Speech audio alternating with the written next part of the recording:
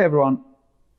I want to ask, who gave us this current situation? I mean, only 6 months ago, this was the uncertain future, unknown future. Or actually, if we be honest, we thought that the 6 months pre or that was also unknown future, and so on. That reminds me that we too often are leaning back and waiting for the future to happen to us, rather than being the protagonist in shaping it. It's a common mistake and a paradox, because we are the future. It consists of us being in the world and what we do. It is like this old joke about if you're angry about being stuck in traffic, think about that you are traffic. Futures emerge in front of us. An example of this is this pandemic. Years ago, many experts already knew for sure that a pandemic will hit us 100% or close enough. That is pretty amazing, right? I mean, we usually can't predict the future, but here at last we could do it, and we knew it would happen for sure. We just didn't know when, and now we do. So what measures and actions did we take? What preparations in know-how, synchronization, materials, goods, deployments, logistics, manufacturing, preparedness, mental, ethical, moral, physical, factual. In some cases, actually great, at least adequate, based on latest knowledge and practice, thoughtful, social, solidary.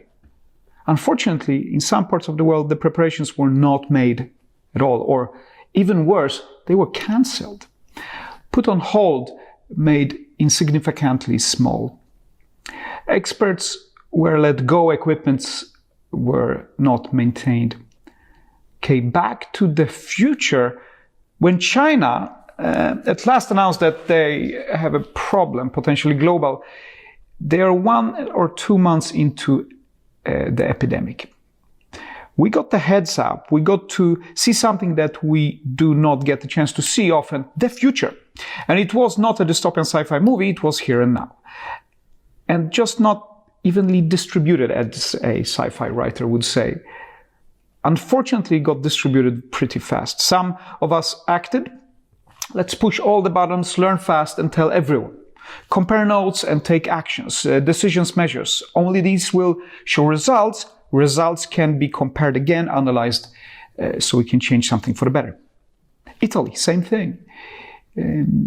China's unique journey in the time machine did not alert you. Italy, because it was an amazing opportunity to create something more desirable than what was handed to you, right?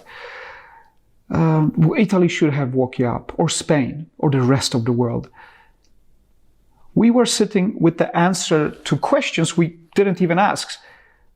And we have seen developments of the pandemic out of control, totally addressable and fightable for us if we read the trends, numbers, emotions, behaviors, reactions, or create futures we want. So some of us look into the future with the sense of action, ownership, authority, and authorship. However, some of us look into the future with the sense of, yeah, whatever happens, whatever. And today we see the beginning, or that being a protagonist is a matter of life and death.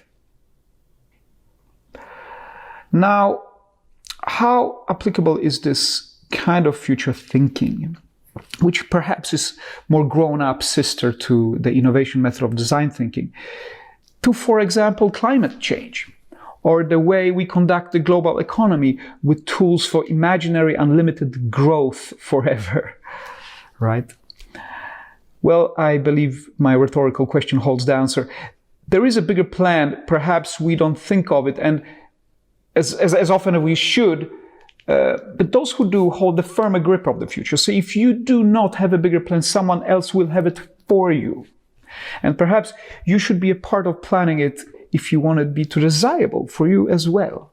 However, I want us to now to see this also in a smaller scale, monthly, yearly, your business, your enterprise, life, adventure, love, passion, and interest. What is your bigger picture? Why are you relevant 10 years from now? If you can't describe that at least, fairly well, why you are relevant 10 years from now, a person, a business, a brand, community, authority, a government, you run a big risk of not being relevant. So we will go into the new normal, and the change I am hopeful to see is that we can learn from looking into futures. This is futurology field training. It's tough and it's extremely useful. We hands-on see what's being what it means to be an owner and creator of our own future, and what it means and how it makes the spaceship Earth a better place. I welcome all of you to the big family of futurists now. So let us not be consumers of the future like if it was a plastic bottled water. Let's be the authors, the authorities, the makers and the designers of our own desirable future. Best of luck.